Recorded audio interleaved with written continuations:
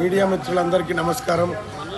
ఇవాళ BRS party ముఖ్యంగా KT Ramarao మొత్తం నైతిక విలువలు మర్చిపోయి దిగజారిపోయి సోషల్ మీడియాలో తప్పుడు ప్రచారాలు తప్పుడు వీడియోలు సృష్టిస్తూ అటు దూరదర్శన్ లోగోలను మార్ఫింగ్ చేసి ఆర్టీసీ లోగోలను మార్ఫింగ్ చేసి మొత్తం తెలంగాణ రాష్ట్రంలో అత్యంత క్రూరమైన నీతి దిగజారిపోయి మన కల్వకుంట్ల తారక రామారావు అండ్ బీఆర్ఎస్లోని కొంతమంది సోషల్ మీడియాలో పనిచేస్తున్నటువంటి వ్యక్తులు వ్యవహరిస్తూ ఉన్నారు.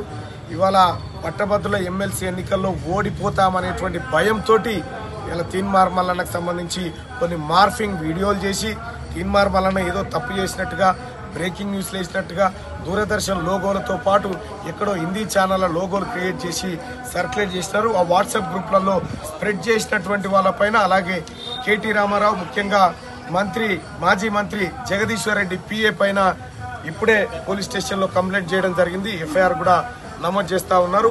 ఇంకా ఎవరెవరు ఇవి వాట్సాప్లో సర్క్యులేట్ చేస్తూ ఉన్నారో వాళ్ళందరిపైన కంప్లైంట్ చేయబోతా ఉన్నాం.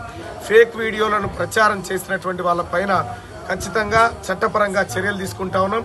ఇంకా అలాగే కాదు, నిన్న మొన్నటి వరకంటే నేను ఎలక్షన్ బిజీలో ఉన్నా. ఇక ఇప్పటి నుంచి ఎవరెవరు ఎలాంటి ఫేక్ వీడియోలు తయారు చేశారో వాటన్నిటిని వెలికి తీసి వాటి ద్వారా పోలీస్ కంప్లైంట్ చేయబోతా ఉన్నాం.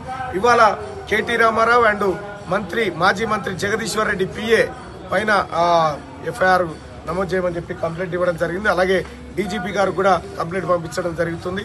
అలాగే సోదరులారా, ఈ తెలంగాణ రాష్ట్రంలో పట్టభద్రుల ఉప ఎన్నికను ఎదుర్కోలేక బీఆర్ఎస్ పార్టీ నీచానికి దిగజారి తప్పుడు వీడియోలను క్రియేట్ చేసి ఏదో ఫామ్ హౌస్లలో ఉన్నట్టుగా ఎక్కడో ఏదో చేసినట్టుగా ఈ తప్పుడు ఫేక్ వీడియోలు క్రియేట్ చేస్తూ ఉంది.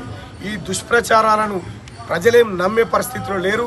అయినప్పటికీ కూడా ఈ తప్పుడు ప్రచారాలపైన కఠిన చర్యలు తీసుకోవాలని చెప్పి ఇవాళ మేడిపల్లి పోలీస్ స్టేషన్లో ఫిర్యాదు చేయడం జరిగింది.